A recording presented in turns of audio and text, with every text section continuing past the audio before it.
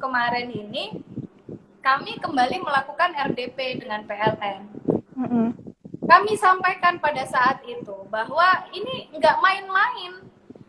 Keluhan ini bukannya semakin membaik, tapi malah semakin center meningkat gitu, ya. semakin meningkat, betul. Bahwa sampai ada salah satu yang warga yang merasa tidak mampu untuk membayar listrik ini sampai bunuh diri lah. Ini kan benar-benar hal yang serius kalau menurut pendapat kami. Halo, selamat malam dengan kawan-kawan berita baru. Saya Sarah Monika dan malam ini perdana sekali berita baru akan mengadakan live IG bersama Mbak Ratna Juwitasari, seorang anggota Komisi 7 dari DPR RI. Nah, topik yang akan kita bahas malam ini adalah mengapa tarif listrik mencekik, terutama dalam 2 bulan terakhir. Nah, untuk lebih jelasnya, kita bisa eksplorasi langsung dari Mbak Ratna. Saya akan panggil beliau dalam forum live IG ini. Ya, Mbak, jadi topik ini kan sebenarnya kegiatan bercerita. Jadi berbagi cerita di balik berita. Ini kita ngambil isunya adalah mengenai kenaikan listrik. Dan sebagaimana yang diberitakan di media sosial dan beberapa media TV lainnya, kan Mbak Juwita sebagai salah satu anggota Komisi 7 DPR kan cukup vokal ya, mengkritik kenaikan listrik yang bisa berapa ratus kali lipat gitu dari biasanya. Nah, boleh nggak sih Mbak diceritain ini ke kawan-kawan berita baru mengenai kenapa sih bisa senaik itu gitu listriknya dan mendapat protes dari banyak masyarakat? Terkait untuk kenaikan tarif dasar listrik ini memang kami dari Komisi 7 juga merasa sangat prihatin ya. Kami juga sangat terkaget-kaget gitu Mbak Sarah.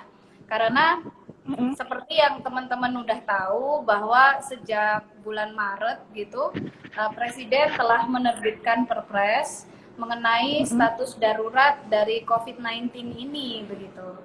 Otomatis sejak saat itu kan banyak sekali elemen-elemen dari masyarakat yang tidak bisa menjalankan aktivitasnya secara normal. Kita harus membatasi diri untuk berkegiatan di luar rumah maupun bertemu dengan orang lain, sehingga banyak sekali institusi yang mewajibkan karyawannya atau staf-staf mereka untuk work from home begitu. Ya. Dan sebenarnya Mbak Sarah, kami telah menerima keluhan tentang pelanggan dari PLN ini sejak awal bulan April. Oh iya ya. Awal bulan April. Ya, kami sudah sangat banyak sekali menerima masukan. Waktu itu saya telah menyampaikan kepada Bapak Dirut PLN, Bapak Zulkifli Zaini pada saat itu. Betul, saya menyampaikan bahwa tolong segera diantisipasi, tolong segera dilakukan semacam audit intern atau apapun lah istilahnya, supaya ini tidak semakin berkembang. Karena seperti kita ketahui bahwa keputusan Presiden tersebut juga mengandung mengandung tanggung jawab kepada PLN. Karena waktu itu kan Presiden memerintahkan agar PLN juga membebaskan iuran untuk keluarga tidak mampu yang bersubsidi yang memiliki daya 450 dan 900 volt ampere. Nah, kita samakan frekuensi dulu di sini begitu kan? Berarti clear ya, Bapak Presiden telah mengamanahkan kepada PLN supaya bisa berkontribusi dalam rangka membantu masyarakat yang sangat terdampak adanya pandemik ini dengan membebaskan biaya listrik 450 dan 900 volt ampere untuk rumah tangga yang memang bersubsidi. Jadi memang diberikan subsidi oleh pemerintah. Nah, itu digratiskan Mbak Sarah. Waktu itu masih diputuskan untuk pemberian pembebasan ini selama 3 bulan semenjak ditetapkannya status pandemi tersebut. Nah, itu kan belum lama gitu. Maret ditetapkan status, lalu ada kebijakan dibebaskan, lalu April sudah timbul keluhan-keluhan di masyarakat. Saya menyampaikan kepada Pak Dirut saat itu, wah ini harus segera di counter nih Pak Dirut. Jangan sampai di masyarakat itu timbul opini bahwa PLN melakukan subsidi silang. Jadi yang bersubsidi itu dibebaskan, dibantu, sementara yang non subsidi ini harus menerima beban sebagai akibat dari pembebasan tersebut gitu loh. Jangan sampai masyarakat punya pemikiran demikian. Saya sampaikan begitu pada waktu RDP dan memang agak ramai ya di media saat itu. Sampai PLN ini terkena opini negatif dari masyarakat bahwa PLN melakukan subsidi silang begitu. Dan saat itu direspon dengan baik oleh Pak Dirut dan beliau akan mencari jalan supaya ini kenapa nih banyak sekali komplain begini, apakah memang benar ada kesalahan ataupun memang karena tingginya tingkat pemakaian masyarakat dikarenakan work from home tersebut. Nah, setelah itu minggu kemarin ini kami kembali melakukan RDP dengan PLN. Kami sampaikan pada saat itu bahwa ini nggak main-main. Keluhan ini bukannya semakin membaik, tapi malah semakin meningkat gitu. Ya. Semakin meningkat, betul. Bahwa sampai ada salah satu yang warga yang merasa tidak mampu untuk membayar listrik ini sampai bunuh diri lah. Ini kan benar-benar hal yang serius kalau menurut pendapat kami begitu. Itu kalau tidak salah ada di Grobogan. Saya agak lupa namanya Bapak siapa, cuman beliau sebenarnya belum tua karena usianya baru sekitar 58 tahun dan itu menurut kami adalah masih usia produktif begitu. Ya, terlepas entah itu beliau memiliki problematika keluarga ataupun kesehatan dan lain sebagainya, yang jelas dituliskan di dinding rumahnya adalah karena beliau tidak bisa membayar tagihan listrik. Kan itu sangat ironi begitu. Ironi sekali ya. Makanya, jadi pada saat seharusnya BUMN sebagai ujung tombak alat dari pemerintah untuk bisa memberikan bantuan dan keringanan kepada masyarakat, kenapa hal semacam ini sampai dibiarkan? Dan setelah kami menyampaikan tersebut, beliau memberikan beberapa solusi yang langkah-langkah yang telah diambil oleh PLN. Di antaranya adalah membuka call center, satu. Terus yang kedua, beliau juga berjanji akan mempermudah warga yang kenaikannya drastis ini untuk menerima perlindungan lonjakan tagihan dari PLN dengan membayar secara angsuran begitu, mencicil istilahnya. Oh, cicilan. Cicilannya betul. Berapa kali itu, Mbak? Nah, cicilannya kalau tidak salah itu bulan pertama bisa membayar sebesar 40%. Lalu berikutnya bisa membayar sebanyak 30% dan selanjutnya lagi 30%. Nah, menurut kami baguslah, paling tidak ada solusi terkait hal ini. Tapi yang perlu diperhatikan lagi oleh PLN adalah hari ini masyarakat kita itu untuk makan aja susah. Begitu. Betul. Malah jadi nambah beban ya dengan kenaikan listrik. Nah, dengan reasoning yang menurut kami itu nggak masuk akal gitu. Kenapa bisa tagihannya sampai 200%, 300%? Itu kan tidak masuk akal. Iya. Reasoningnya nah, kalau dari Iya, kalau dari pas rapat dengar pendapat itu penjelasan dari Dirut PLN-nya bagaimana, Mbak? Kenapa kenaikannya bisa semelonjak itu? Jadi yang pertama itu mereka menyampaikan bahwa tidak ada kenaikan tarif dasar listrik. Mereka menyampaikan itu. Yang kedua, mereka menyampaikan tidak ada yang namanya subsidi silang. Mereka menyampaikan begitu. Dan menurut reasoningnya teman-teman PLN, terjadi pelonjakan tagihan itu adalah karena yang pertama tingkat kenaikan daya yang dikonsumsi oleh pelanggan akibat dari work from home. Yang kedua, karena mereka tidak bisa melakukan pencatatan secara fisik. Jadi, perhitungan dari nilai yang harus dibayarkan oleh pelanggan itu adalah diambil rata-rata 3 bulan sebelumnya.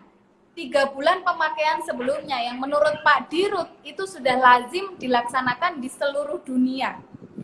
Yang menjadi pemikiran kami, pertama, masyarakat tidak boleh dibebani. Jadi distandarisasi begitu ya? Betul. Menurut pemahaman kami, hal semacam ini, adanya PSBB, adanya work from home, itu kan tidak menjadi tanggung jawab murni dari masyarakat. Iya, betul. Itu kan kami yang dipaksa untuk berdiam di rumah. Gitu loh. Jadi kan nggak bisa. Beban ini diterima oleh masyarakat, nggak bisa. Secara sendiri nggak bisa. Tentu ini sudah sangat merugikan secara psikologis dan ekonomis. Menurut kami begitu. Dan adanya kegiatan perubahan dari skema operasional pencatatan yang dilakukan oleh PLN itu juga bukan tanggung jawabnya masyarakat kan. Seharusnya kalau memang ada perubahan skema operasional, masyarakat itu diberikan pemberitahuan terlebih dahulu sehingga mereka bisa menyesuaikan pemakaian penggunaan daya itu begitu. Iya, bisa diantisipasi ya. Betul, begitu Mbak Sarah kalau menurut saya. Ya memang sih katanya teman-teman kemarin, kamu kenceng sekali lah. Gimana ngomong ini menyangkut hajat hidup orang banyak begitu kan? Iya. Sedangkan listrik itu sudah hal yang sangat fundamental di negara kita. Tidak ubahnya seperti air, tanah, dan udara begitu. Nggak bisa kalau misalnya masyarakat zaman now ini hidup tanpa listrik itu nggak bisa. Iya, makanya ya Mbak. Jadi kayak masyarakat tuh serba salah karena pertama pandemi ini mengharuskan tiap orang kan harus untuk safety mereka berada di dalam rumah. Ya otomatis dong dengan kita bekerja dalam rumah, belajar dan melakukan berbagai kegiatan ya listrik kita naik. Tapi kemudian dengan kenaikan listrik itu sendiri ya menambah beban lah ya. Betul. Tapi Mbak kalau nggak salah dari informasi anggaran dari keuangan alokasi khusus ya untuk penanganan COVID-19. Jadi pemberian diskon listrik itu sebesar 6,9 triliun kalau tidak salah. Betul. Yang harus bisa diberikan kepada masyarakat. Tapi ternyata sampai per 17 Juni ini itu alokasinya belum sampai 50%, Mbak. Bagaimana? Nah, itu juga menjadi salah satu bentuk keprihatinan kami ya. Jadi begini, PLN sampai dengan hari ini itu sifatnya nalangin perintah dari pemerintah untuk memberikan pembebasan anggaran kepada pelanggannya tersebut. Kami juga kemarin sempat menanyakan kepada PLN, dijanjiin kapan nih sama pemerintah untuk itu segera dibayar? Saya bilang begitu. Karena jangan sampai PLN sebagai public service itu juga tidak bisa menjalankan fungsinya dengan maksimal akibat harus nalangin itu tadi begitu. Yeah. Sementara kita tahu di pihak perusahaan sendiri, PLN sendiri itu mereka juga mengalami kerugian yang sangat luar biasa akibat berkurangnya konsumsi dari sistem-sistem perindustrian di negara kita karena adanya pandemi ini. Kalau nggak salah itu kerugiannya hampir 9,1 T per bulan, Mbak Sarah. Nah, dalam hal ini saya berdiri bersama PLN. Jadi saya ingin menyampaikan kepada pemerintah bahwa PLN ini jangan dibiarkan berjuang sendirian gitu loh. kalau memang itu ada alokasi anggaran yang dibutuhkan untuk pemulihan ekonomi pasca pandemik ini, khususnya di sektor kelistrikan, PLN ini juga harus mendapatkan prioritas supaya dia bisa melayani masyarakat secara optimal, begitu kan? Dengan catatan Mbak Sarah, PLN juga harus transparan untuk memberikan data mana-mana nih masyarakat yang selama ini dibantu oleh PLN begitu. Sehingga kan jelas gitu penggunaannya. Dan juga komunikasinya berapa. harus lebih baik ya, agar masyarakat Betul. tidak terkaget-kaget kalau ada kenaikan. Kemarin saya juga sempat mendapat masukan, ada beberapa kawan yang ternyata tagihannya itu malah turun katanya, 20%. Wah, luar biasa sekali. Kenapa itu? Nah, terus kenapa kok bisa sampai begitu? Saya bilang begitu. Ternyata dia menjawab, ini karena saya memanfaatkan fasilitas WA dari PLN sehingga saya bisa diberikan keringanan dan lain sebagainya. Berarti saya menemukan celah lagi nih bahwa sebenarnya PLN itu punya fasilitas dan program yang bisa meringankan masyarakat. Tapi ada tapinya. Kenapa program ini tidak disosialisasikan secara luas, secara masif, sehingga masyarakat bisa mengakses, semuanya bisa mengakses, kan begitu. Nah, ini ada apa nih? Kenapa main kelit-kelitan begini? Saya bilang. Jadi hanya sebagian aja yang tahu tentang ya keunggulan informasi tersebut. Aduh. Memang dilematis ya Mbak, karena PLS sendiri kan juga menanggung beban yang besar dan banyak sekali kerugian karena pandemi ini melumpuhkan sektor perekonomian dan perindustrian kita. Betul. Proyek-proyek pembangkit yang harusnya bisa selesai di tahun ini, tapi harus dipending. Halo? Iya, jelas ya. Oke. Belum lagi proyek-proyek PLTU maupun proyek-proyek pembangkit lain yang harus dipending karena adanya pandemik ini kan juga pasti itu kerugiannya sangat besar buat PLN kan. Jadi ya saya kemarin sempat nulis di medsos saya begini sih, harapan kami kalau melihat PLN itu sebagai BUMN yang one man show ya di Indonesia, karena kalau saya mau bilang monopoli itu terlalu kasar lah ya. Terlalu vulgar. Ya, harusnya PLN ini bisa memberikan performa yang maksimal untuk keuntungan negara. Ya. Karena kan nggak ada yang lain gitu. Kita mau nggak mau harus langganan ke PLN kan begitu ya. Tapi sebagai public service atau sebagai alat negara dalam melayani pemerintah, saya sangat berharap PLN ini juga bisa memberikan pelayanannya yang terbaik tanpa melihat status sosial dari yang 450 volt sampai terserah berapa puluh ribu volt atau berapa juta volt, itu semuanya harus mendapatkan pelayanan yang prima begitu. Mbak, kira-kira ada batas waktu nggak sih ketika kemarin rapat dengar pendapat itu mengenai rencana PLN nih, solusi bagi kenaikan listrik itu mereka kasih batas waktu nggak? Mereka akan menyelesaikan ini kapan gitu? Atau sampai bulan berikutnya?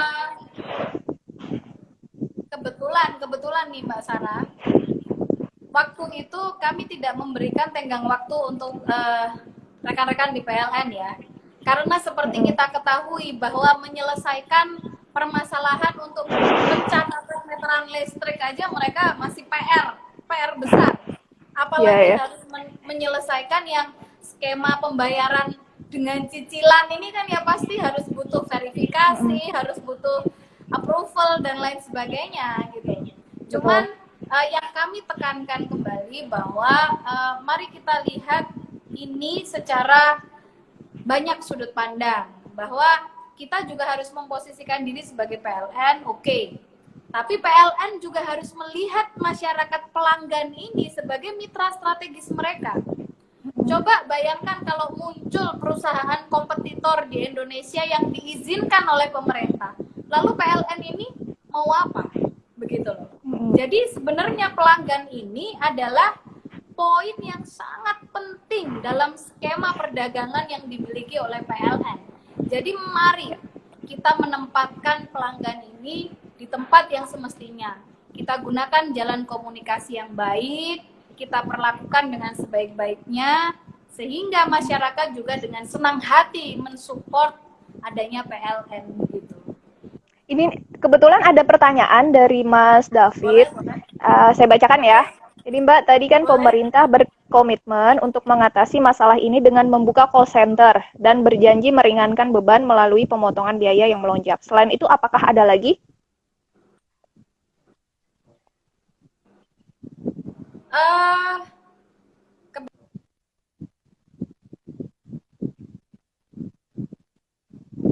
Ini jaringannya mungkin agak kurang maksimal. Ya. Halo? Ya, halo Mbak. Sudah jelas? Saya ulang lagi. Ya. Sudah jelas. Sudah. Pertanyaannya udah bisa menangkap. Oke. Kemarin kami dari Komisi 7 mengusulkan bahwa kalau bisa yang diberikan pembebasan biaya itu memang yang 450 volt yang bersubsidi dan diskon 50% untuk yang 900 volt bersubsidi. Tapi kami juga menyampaikan kepada Bapak Dirut PLN bahwa hari ini semua sektor kan terdampak COVID-19. Jadi alangkah lebih bijaksananya, alangkah lebih baiknya apabila skema keuangan itu memang memungkinkan yang 900 volt non subsidi dan 1300 volt ini juga mendapatkan bantuan begitu. Harapan kami demikian. Tapi belum direspon sama pihak PLN karena menurut perhitungan mereka itu membutuhkan anggaran yang besar memang sekitar 8,7 T gitu per bulannya kalau misalnya harus menjalankan skema tersebut. Tapi menurut kami itu lebih masuk akal daripada hanya sekedar berputar-putar di pembebasan yang datanya saja belum jelas mana yang mau dikasih. Oleh sebab itu tadi serapan anggarannya kan baru 50% tadi, begitu Mbak Sarah? Iya, belum nyampe 45%. Nah, kalau misalnya nih Mbak, ternyata sampai bulan besok juga kenaikan listriknya masih menjadi-jadi dan protes masyarakat makin tajam gitu loh Mbak. Apakah Komisi 7 akan mengadakan rapat dengar pendapat lagi dengan PLN atau bagaimana? Pasti Mbak Sarah. Karena kebetulan masa sidang yang keempat ini kemarin kami memprioritaskan tentang keluhan masyarakat mengenai PLN ini begitu. Jadi begitu rapat paripurna pembukaan masa sidang, besoknya kami langsung memanggil Pak Dirut tuh. Karena memang sangat responsif. Ini hal yang menurut kami krusial ya. Dan tadi juga kan kebetulan kami rapat kerja bersama Bapak Menteri SDM kan, Bapak Arifin Tasrif. Kembali kami sampaikan bahwa polemik yang ada di masyarakat terkait pelonjakan tagihan listrik ini bukan masalah sepele loh. Ini harus diberikan istilahnya tindakan-tindakan yang serius supaya segera selesai, supaya ada solusi yang meringankan masyarakat. Dan kami juga meminta Bapak Menteri SDM untuk tidak menaikkan tarif dasar listrik sampai pandemi ini berakhir, begitu. Tadi sih Pak Menteri menyanggupi. Sudah ada kata menyanggupi ya? Ya. Dari betul. Dan harapan kami kesanggupan Pak Menteri itu akan ditindaklanjuti dengan mungkin permen gitu atau apapun lah, yang penting itu bisa segera direalisasikan gitu. Iya. Karena kan kadang-kadang kesanggupannya Pak Menteri saat rapat kerja bersama DPR RI itu nanti lain lagi kalau sudah dilimpahkan ke Sekretariat Jenderal dari kementerian mereka. Iya, betul. Nanti akan beda lagi nih realisasinya seperti apa ya. Semoga saja enggak, Mbak Sarah. Mbak, ini ada pertanyaan lanjutan ya dari Boleh-boleh. Mas Bagus Armin. Pertanyaannya adalah bagaimana sih rasanya menjadi anggota DPR dan tantangan terbesarnya apa gitu saat bertugas? Terima kasih. Kalau rasanya tentu saja rasanya itu apa ya? Ya, alhamdulillah saya merasa beruntung begitu karena mendapatkan kepercayaan dan amanah dari masyarakat kan. Dan tantangan terbesar menjadi anggota DPR RI kalau untuk saya itu adalah bagaimana kita bisa mendengar aspirasi masyarakat, mencatat, kemudian memperjuangkan hingga aspirasi tersebut menjadi sebuah kenyataan. Itu tantangan terbesar buat saya. Iya. Begitu.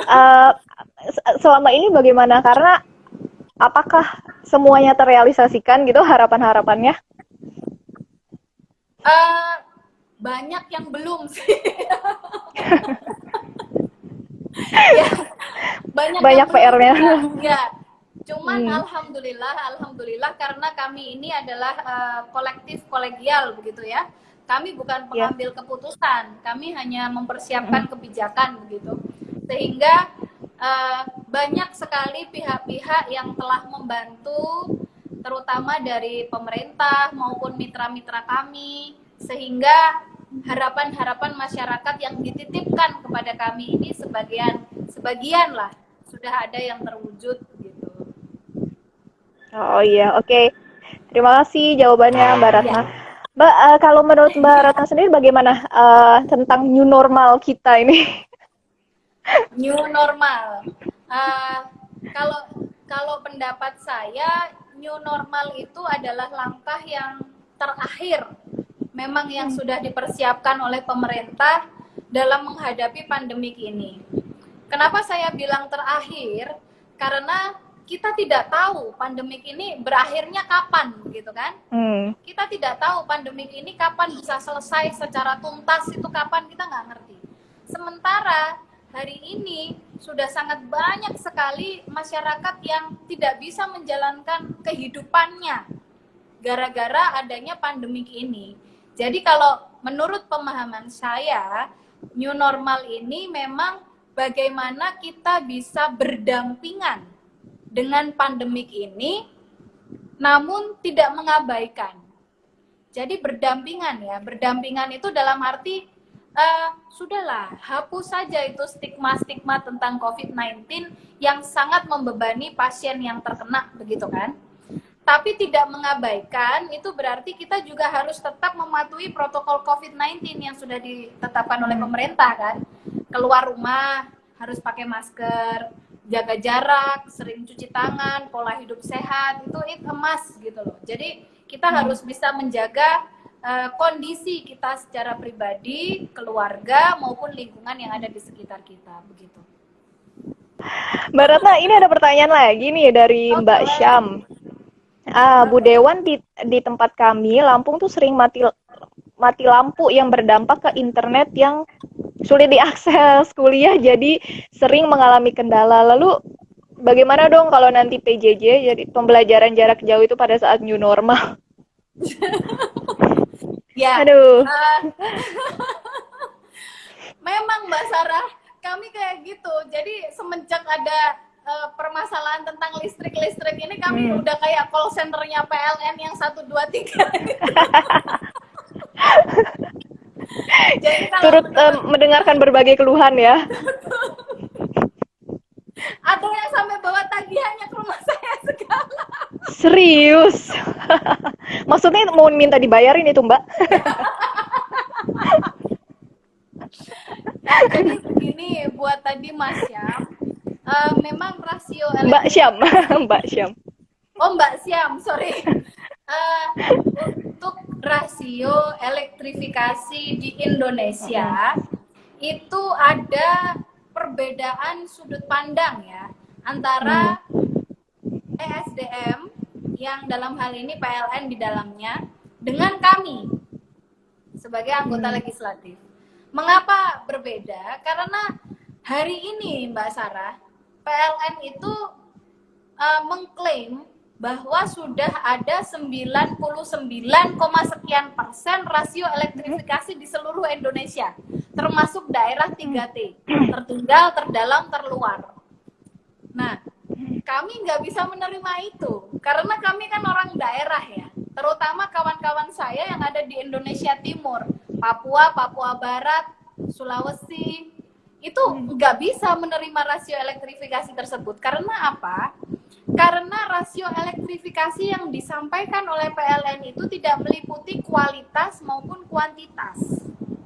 Kalau misalnya PLN hanya menganggap rasio elektrifikasi itu yang penting ada listrik di desa tersebut, oke. Tapi yang ingin kami sampaikan bahwa kami menganggap rasio elektrifikasi itu per rumah, per kepala keluarga. Jadi seperti yang disampaikan kawan di Lampung ini terjadi hampir di seluruh daerah Indonesia Timur, Mbak Sarah. Coba Mbak Sarah bayangin ya, listrik di sana itu ternyata menyalanya itu hanya 8 jam dari 24 jam setiap harinya. 8 jam, Mbak Sarah.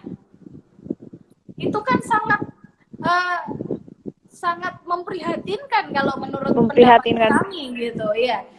Otomatis masyarakat tidak bisa menjalankan aktivitasnya sehari-hari secara maksimal.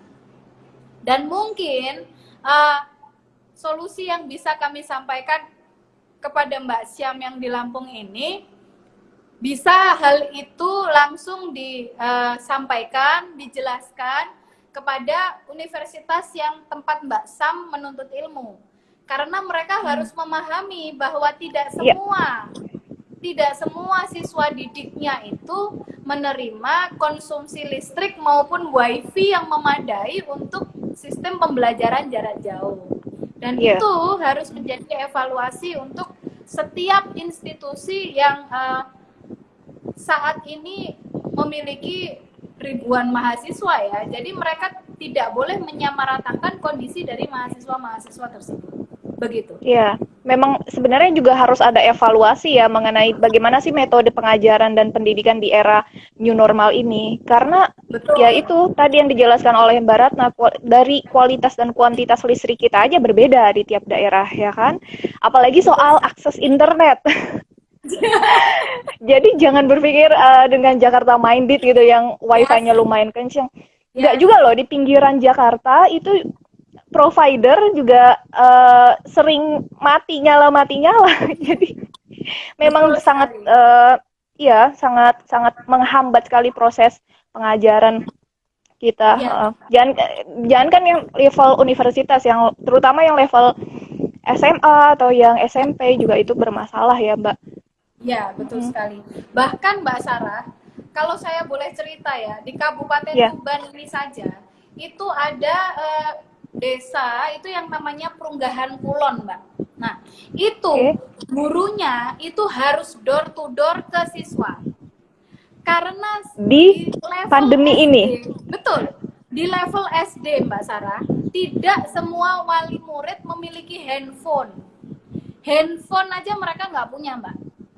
Jadi tolonglah pemerintah pusat itu kalau membuat kebijakan jangan top down, tapi bottom up lah sekali-sekali. Dengarkan dulu yang di bawah ini maunya seperti apa, baru mereka menyiapkan formulasi untuk bisa memberikan yang terbaik begitu. Iya. Selama ini kan enggak, Mbak. Selama ini kan semua keputusan itu top down gitu loh. Jadi atas yang bikin, baru kita mau nggak mau harus menerima, kan begitu. Ya, kita menerapkan baru ya di bawah. Desa-desa itu betul sekali. Makanya itu dia.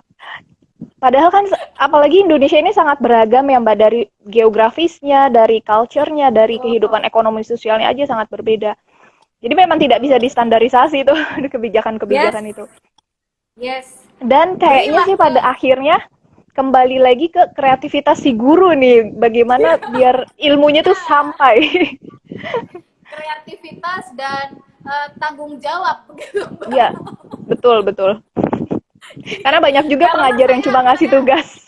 ya, saya bayangin Mbak, kalau misalnya di SD negeri, mohon Mm. maaf ya, kadang-kadang kan Mm. standar murid itu satu kelas ada 40 orang gitu. Iya, Sekarang kita ya. ngomong 50% aja yang nggak punya handphone, terus mau apa? Berarti setiap hari si Bapak Ibu Mm-mm. guru ini harus door to door ke 20 rumah. Bayangkan Mbak Sarah. Nggak imbang dengan penghasilan juga itu. Aduh, ya. Ayo, kawan-kawan berita baru mungkin ada pertanyaan lain nih. Masih ada sedikit waktu lagi bersama Mbak Ratna Juwita. Ini masih di kantor apa bagaimana, Mbak? Kebetulan saya baru aja selesai rapat fraksi Mbak. Oh, Ya, kemarin sempat mau diubah jamnya ke jam 8 kemalaman ya.